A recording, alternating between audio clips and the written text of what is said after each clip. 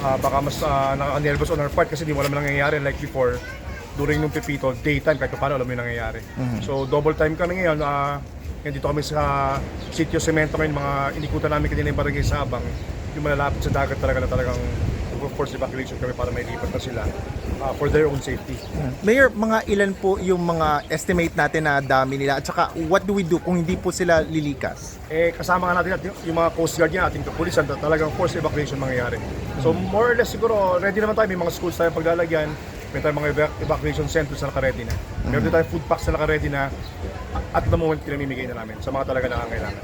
Sir, ano pong assurance natin, security, pag yung iiwan nila yung mga bahay nila? Yes, so sabi nga, part yan ng barangay, sa barangay level, matutulong-tulong kami para wala naman masyadong loko-loko sa Aurora siguro na pag may bagyo, nanakawan pa yung mga property natin. Sir, personally, anong nararamdaman nyo? Malakas yung bagyo at mukhang may posibilidad din na dito mag-landfall din sa Baler. Siyempre, on my part, talagang takot tayo kasi gaya ng sinabi ko kanina, unlike yung Pipito before, daytime tumama ngayong gabi siya tatama, so mas nakaka-nervous on our part bilang punong bayan ng Baler. Mayor, ano pong panawagan nyo sa inyong mga...